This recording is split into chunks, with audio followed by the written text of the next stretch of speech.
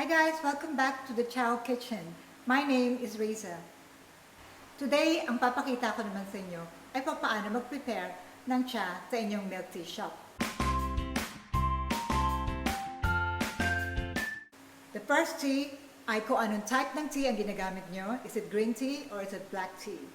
The second tea is time to infuse the tea. Gaano katagal ibababad ang cha sa tubig? The third tea is the temperature. Anong temperature ang dapat natin gamitin sa paggawa ng cha? Another important thing to consider is kung gaano karaming cha ang gagamitin ninyo sa bawat brew na gagawin nyo.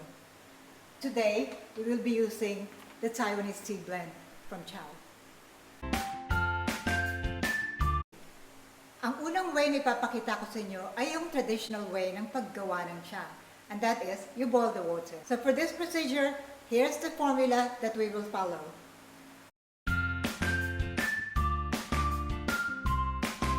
For the purpose of this demo, hahatiin natin sa 5 ang proportion na pinakita ko sa inyo kanina. So, usually, 5 liters ng mineral water, gagawin lang natin siyang 1 liter. 1 liter.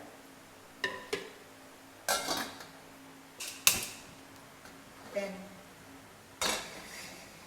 papakuluin natin ngayon yung tubig. Now, ang kagandahan ng method na to ay perfect palagi at consistent ang cha na titimplahin nyo. Pwede nyo siyang gawin bago kayo magbukas sa umaga o kaya naman bago kayo magsara sa gabi para gamitin nyo kinabukasan. So ngayon, kumukulo na siya. Hinaan natin yung apoy.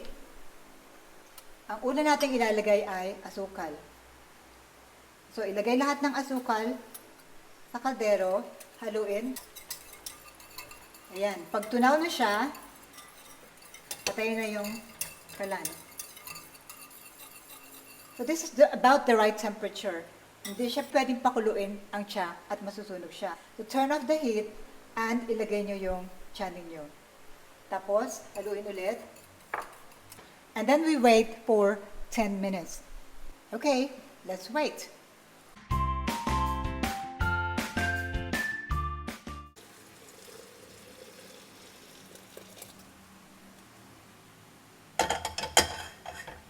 Very effective tong strainer na to. Talagang lahat ay nasasala. So itong cha na to ay may sarili ng tamis kasi nilagyan natin na siya ng asukal.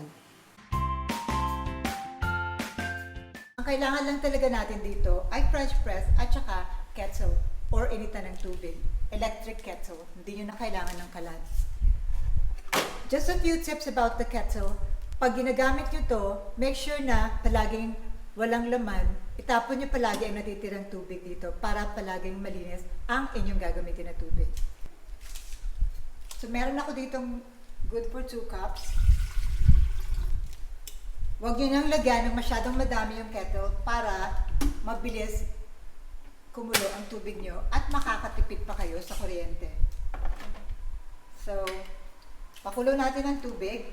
Ito ang gagamitin natin ngayon.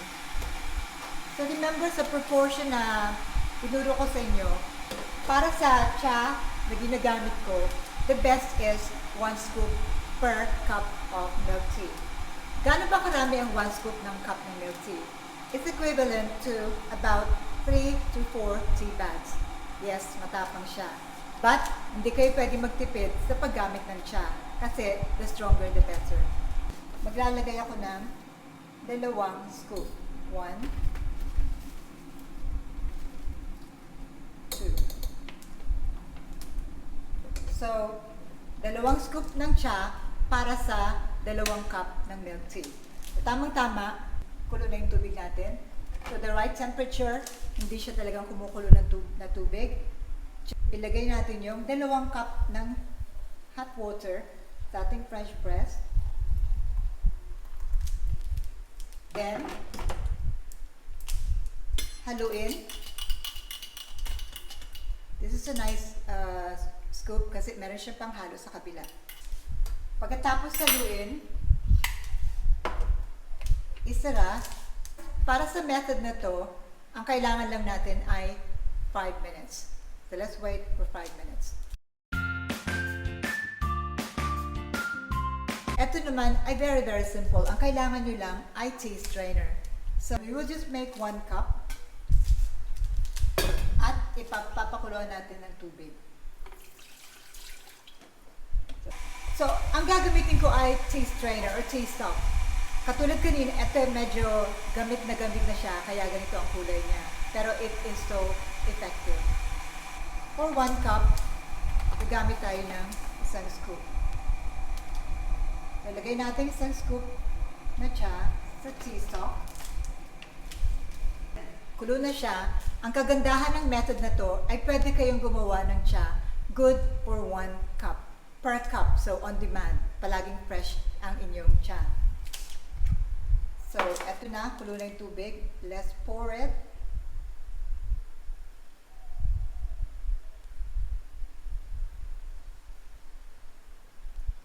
So again, i-soak natin yung cha for about 5 minutes.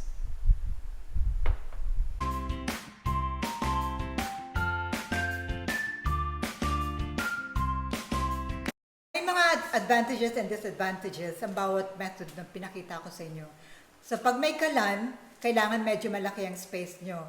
Pero perfect ang consistent palagi ang lasa ng cha nyo at hindi nyo na kailangang intensive training sa inyong mga staff dahil just follow the formula, ganun na talaga siya.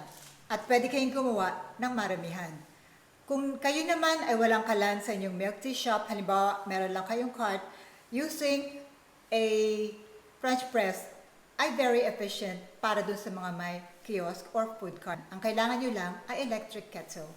At saka, kung maramihan ang gawa nyo, gumamit kayo ng medyo malaking French press katulad nito.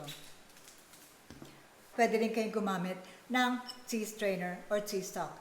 At ang advantage naman nito ay you brew per cup.